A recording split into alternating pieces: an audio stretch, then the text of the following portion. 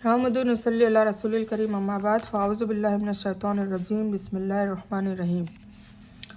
अल्हम्दुलिल्लाह हमने सूरह अल बकर कंप्लीट कर लिए और अब हम सूरह अल बकर का खुलासा बयान करेंगे। मतलब सूरह अल बकर का निचोड़, सूरह अल बकर का क्या मकसद है, इस सूरह में क्या क्या चीज़ें बयान की गई है, इस सूरह में किन किन लोगों के बारे में तज़किरा किया गया है और अल्लाह ताला किस गुनाहों से बचने की बात कर रहा है ना। तो ये सारी चीज़ें हम पढ़ेंगे।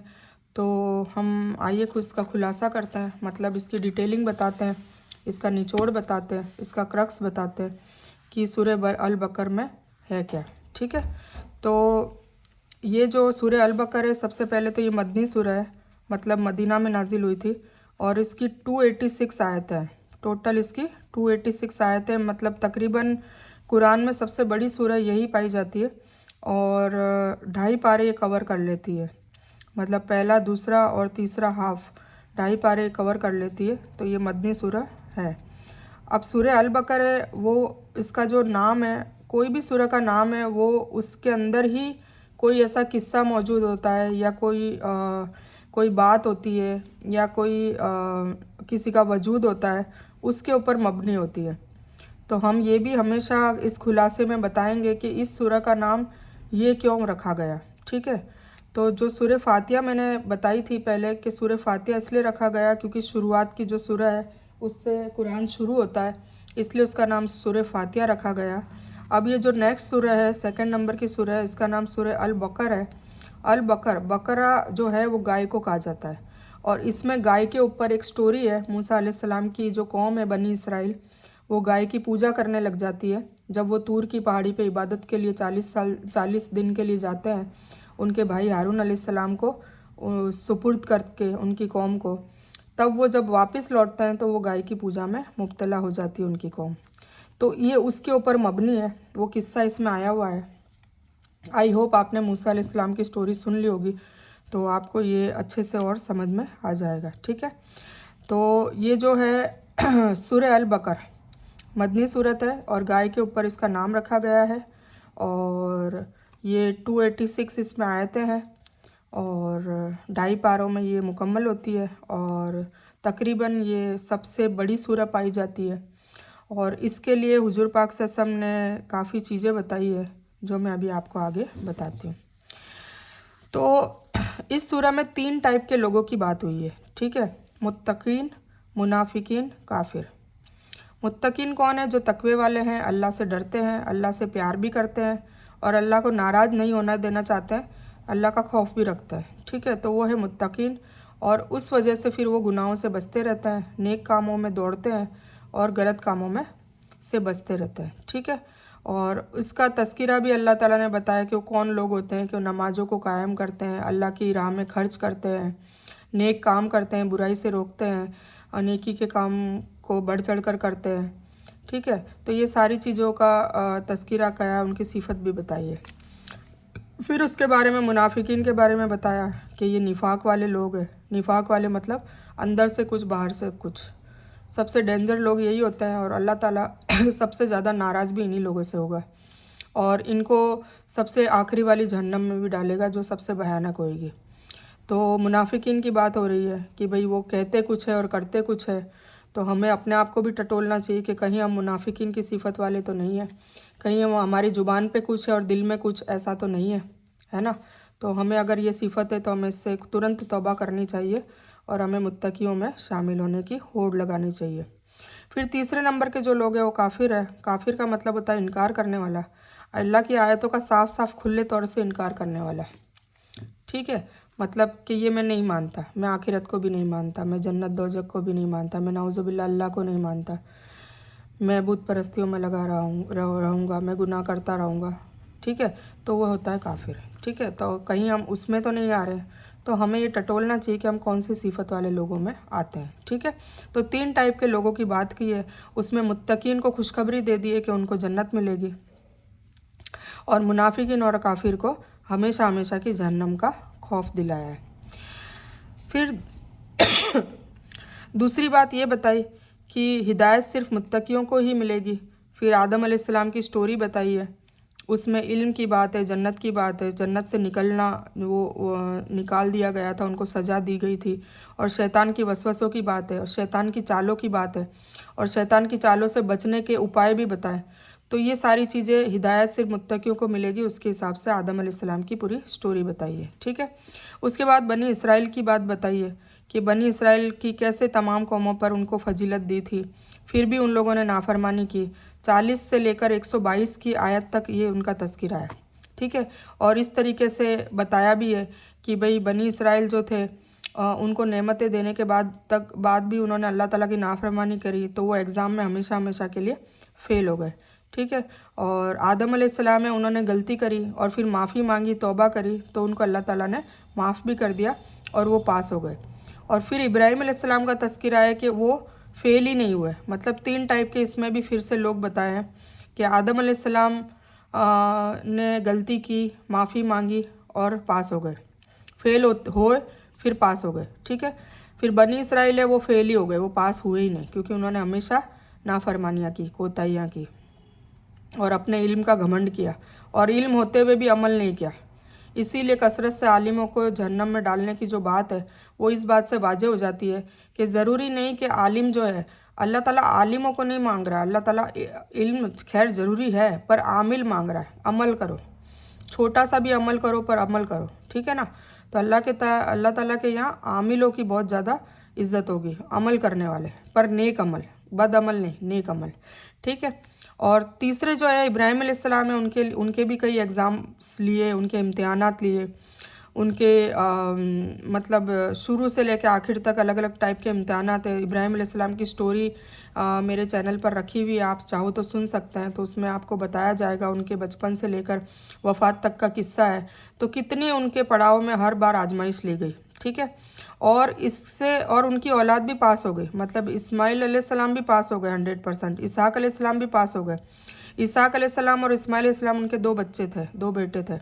اسحاق علیہ السلام سے پھر یعقوب علیہ السلام ہوئے، ان کو اسرائیل کہا جاتا تھا، اور اسی سے ان کی جو نسلیں پوری بنی اسرائیل کے نام سے جانی جاتی تھی۔ اور اسماعیل علیہ السلام کی نسب سے حضور پاک صلی اللہ علیہ وسلم پیدا ہوئے، اور حضور پاک صلی اللہ علیہ وسلم ہمارے آخری نبی اور رسول ہیں، اور وہ نبیوں کے سردار ہیں۔ تو اس طریقے سے ابراہیم علیہ السلام کی اولادوں میں سے سارے نبی اور رسول پیدا ہوئے۔ تو ابراہیم علیہ السلام کو اتنا بڑا انعام بھی دے دیا، وہ 100% پاس ہوئے امتحانات میں، تو اللہ نے ان کی زندگی بھی اچھی کر دی، اور آخرت تو بے شک اچھی ہے ہی، ٹھیک ہے۔ پھر اس میں درمیانی امت کے بارے میں بتایا کہ بھئی اس کا جو سورت کا جو دل ہے وہ بالکل اس کے بیچ میں سینٹر میں کعبہ رکھ دیا، جیسے کعبہ سینٹر میں ہی ہے اور ہم اس کے آگے پیچھے طواف کرتے ہیں، اسی طرح یہ پوری سورہ اس کے آگے پیچھے طواف کر رہی ہے، اور بالکل سینٹر میں کعبہ کا ذکر ہے، کعبہ کے بارے میں بتایا ہے نا۔ تو اس کو سورت کا یہ جو دل ہے، اقصیٰ کی بجائے پھر کعبے کو سجدہ کرنے کا جو عمرہ کرنے گئے ان کو پتہ ہوگا، مسجد قبلتین، 2 کعبے والی مسجد جو ہے، تو اس میں کیسے سجدہ کرنے کا مطلب وہ قصہ تھا حضور پاک صلی اللہ علیہ وسلم کا، کہ وہ نماز پڑھ رہے تھے اور اچانک 2 رکعت انہوں نے پڑھی، ظہر کی نماز پڑھ رہے تھے، اچانک 2 رکعت پڑھی اور وہی آ گئی کہ اب تمہارا کعبہ اقصیٰ کی جگہ مکہ ہے، اور جو حضور پاک صلی اللہ علیہ وسلم کی تمنا بھی تھی، کیونکہ یہودی چھیڑتے تھے کہ اگر تمہارا اللہ الگ ہے تو پھر تمہارا کعبہ ہمارا کیوں ہے، مطلب اقصیٰ مسجد کے تم وہاں قبلہ رک کر کے نماز کیوں پڑھتے ہو، تو یہ جو چھیڑخانی کرتے تھے تو حضور پاک صلی اللہ علیہ وسلم کو اچھا نہیں لگتا تھا، اور ان کے دل میں یہ ہوتا تھا کہ یہ اللہ تعالیٰ کعبہ کو مکہ میں ہی کر دے۔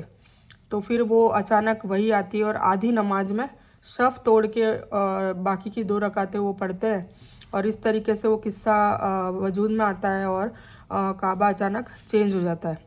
تو یہ جو قصہ ہے وہ بیان کیا ہے ایک دم سورہ کے سینٹر میں۔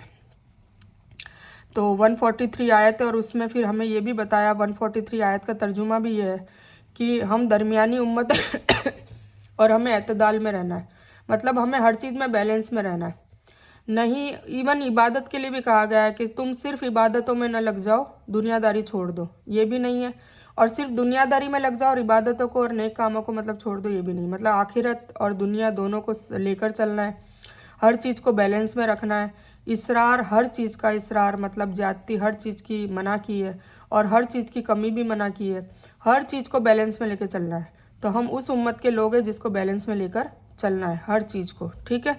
तो इस तरीके से उसके सेंटर में ही इसका तर्जुमा बयान किया है। तो बहुत ही मतलब इस किताब में जितना हम तदब्बर करें हम कम है, और इतना मज़ा आता है, यकीन मानिए कि जब हम एक एक आयत को पढ़ते हैं, उस पर गौर व फिक्र करते हैं, तो इतना अच्छा लगता है कि अल्लाह ताला ने इस कुरान का वजूद लाए कैसे, मतलब कितना बड़ा, सबसे बड़ा मौजज़ा और चमत्कार जो है वो ये कुरान पाक खुद है। पर हम इसको ना तो मोहब्बत से देखते हैं, ना इसको समझने की कोशिश करते हैं। अगर हम इसमें गोता लगाएंगे तो गोता लगाते लगाते हमारी ज़िंदगियां ख़त्म हो जाएगी। पर इसमें गोता जो उसका जो क्रक्स है, जो इसका मफहूम है, वो बहुत ही बेहतरीन निकल कर आता है, ठीक है। तो 143वीं सोचिए 286 आयत की ये सूरत है, और ऐन मौके पे 143 पे ही ये तर्जुमा अल्लाह ने दिया है कि तुम एतदाल में रहो, तुम बैलेंस में रहो, मतलब बीचों बीच सेंटर में ये बात बताई है अल्लाह ताला ने। तो कितना बारीकी का ध्यान रखा है अल्लाह ताला ने, ये सोचने की ज़रूरत है। ऐसा ध्यान किसी किताब में नहीं होता है, ठीक है। फिर छठी बात यह है कि तुम्हारा एग्ज़ाम लिया जाएगा, अल्लाह ताला बता रहा है, मतलब अब हम लोगों को बता रहा है। पहले मिसालें बता दी कि भाई आदम अलैहिस्सलाम ने जो किया, गलती कर दी ना जाने अनजाने में, तो अब मायूस मत हो, माफ़ी मांग लो और अभी भी पास होने की गुंजाइश है। तो हमारे लिए भी ये है कि भाई अगर हमने जाने अनजाने में कोई कोताहियाँ कर ली है, अब हम इस्लाह कर लें, अब हिदायत पे आ जाए, और अब हम अल्लाह ताला से सच्ची पक्की तौबा मांगे, मगफिरत मांगे, और आइंदा से नहीं करने का वादा करें। तो ये हमारे लिए भी फिर मिसाल दी गई है। फिर ये भी चेतावनी दी कि बनी इसराइल की तरह मत कर लेना, मतलब इल्म होते हुए तुम मेरी नाफरमानी मत करना, घमंड में मत आना, तुम्हें नेमतें दी है तो तकब्बुर मत कर लेना। तो उनका एग्जाम्पल दे के हमें चेतावनी दी है। फिर तीसरा हमें इब्राहिम अलैहिस्सलाम का एग्जाम्पल दिया है कि तुम बिल्कुल 100% पास भी हो सकते हो, क्योंकि इब्राहिम अलैहिस्सलाम ने ऐसा किया, हर इम्तिहान में पास हुए, तो तुम ऐसे भी बन सकते हो, ठीक है। फिर हमें चेतावनी दी कि तुम्हारा भी हम एग्ज़ाम लेंगे, जैसे बनी इसराइल का लिया, आदम अलैहिस्सलाम का लिया, इब्राहिम अलैहिस्सलाम का लिया, किसी को भी मैंने इम्तिहान लेने में किसी को छोड़ा नहीं है, तो तुम्हारा भी लिया जाएगा। तो तुम्हारा एग्ज़ाम कैसे लिया जाएगा? भूख से, खौफ से, जान से, माल से, सब्र करने वालों के लिए फिर इसमें खुशखबरी है, ठीक है। तो ये एग्ज़ाम्पल हकीकत में हमारे से लिया ही जाता है, होता ही है, किसी को भूख देके, किसी को खौफ देके, किसी की जान लेकर, किसी को माल देके, किसी से माल लेके। तो ये सब अल्लाह ताला अलग अलग टाइप से अलग अलग लोगों को इम्तिहान ले रहा है। फिर तीसरा बताया कि शरीयत के अहकाम मानने हमें, रोज़े, नमाज, कत्ल, हज, निकाह, तलाक, इनमें क्या क्या कानून कायदे हैं, क्योंकि मैंने आपको बताया था ना, मदनी सूरत में कानून कायदे होते हैं, मुआशरे में कैसे रहना है, कैसे जीना है, हमारे रिलेशनशिप कैसे होने चाहिए, हमारे अखलाक कैसे होने चाहिए, ये सारी चीज़ों पे बातें होती है। तो इसमें रोज़े, नमाज, कत्ल, हज, निकाह, तलाक, इन सब पे बात की है, शरीयत के अहकाम बताएं, रिसालत बताई है, ठीक है। फिर अल्लाह की राह में खर्च करने के बारे में बताया है कि भाई आप लालच ना करें, लालच बुरा काम है। फिर बेहतरीन कमाई होनी चाहिए, हलाल कमाई होनी चाहिए। फिर रिबा की आयत बताई है, मतलब जो ब्याज का है वो कितना हराम है, और इसकी ब्याज के बारे में आयतें बताइए कि माल कमाने का जो तरीका है वो गलत नहीं होना चाहिए।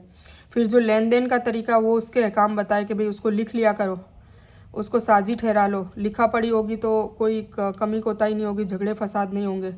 तो ये हुक्म भी बताया है कि किसी से भी लेन देन करो, या किसी को उधार देते हो, या किसी के साथ बिजनेस करते हो, तो हर चीज़ तुम्हारे पास लिखा पढ़ी होनी चाहिए। तो ये अहकाम भी हमें बता दिया।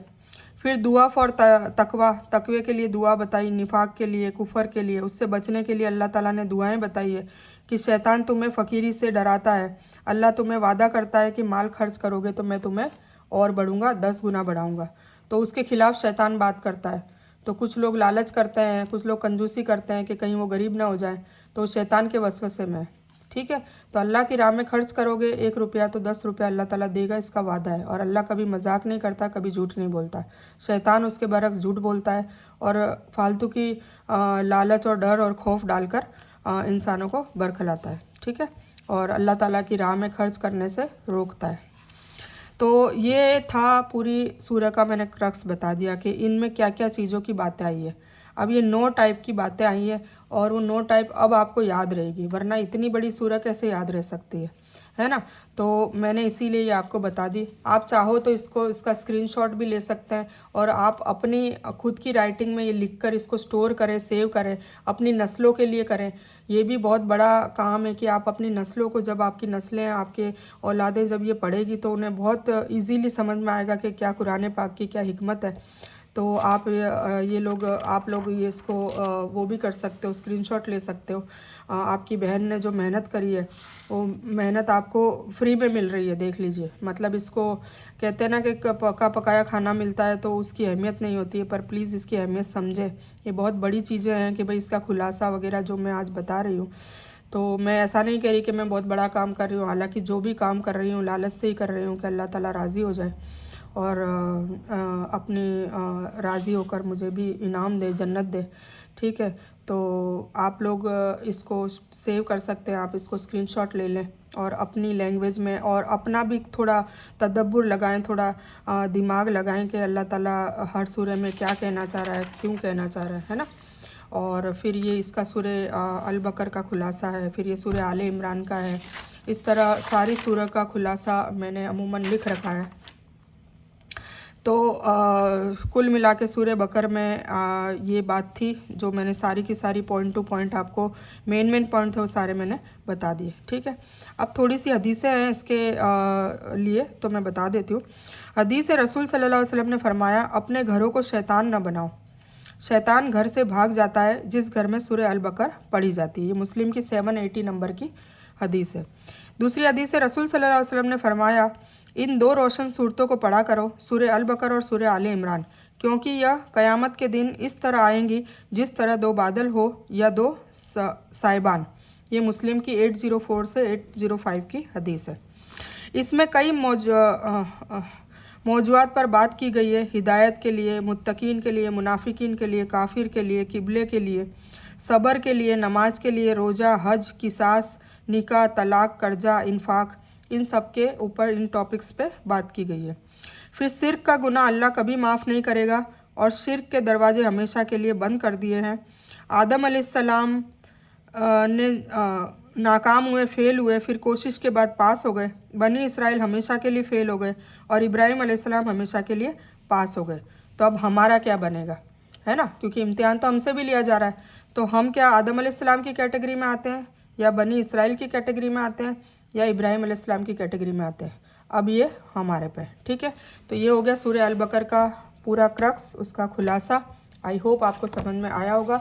इस बयान को मैं यही मुकम्मल करती हूँ। इस बयान में कुछ भी दीन की अच्छी और हक बात आई हो सिर्फ़ और सिर्फ अल्लाह की तरफ से है, और बुरी या गलत बात गलती से या जज्बात में आकर मेरे मुंह से कुछ भी गलत वर्ड या कोई बात निकल गई हो तो मेरी तरफ से। इस गलती के लिए मैं अल्लाह अज़्ज़ व जल से आप सभी लोगों से माफ़ी की तलबगार हूँ। मैं कोई आलिमा नहीं हूँ, सिर्फ तालिब इल्म हूँ। मेरी कोशिश से आप सभी को सही नफ़े बख्श इल्म पहुँचे और मैं आप लोगों की हिदायत और हिकमत में सदका जारिया बनूँ, बस मेरी यही तमन्ना है। आमीन सुम्मा आमीन या रब्बल आलमीन। रब्बना आतिना मिन लदुनका रहमतन व हय्यि लना मिन अमरिना रशदा। अल्लाहुम्मा सल्लि अला मुहम्मद व अला आलि मुहम्मद कमा सल्लैता अला इब्राहीम व अला आलि इब्राहीम इन्नका हमीदुम मजीद। अल्लाहुम्मा बारिक अला मुहम्मद व अला आलि मुहम्मद कमा बारकता अला इब्राहीम व अला आलि इब्राहीम इन्नका हमीदुम मजीद। व आखिरु दावाना अनिल हम्दुलिल्लाहि रब्बिल आलमीन।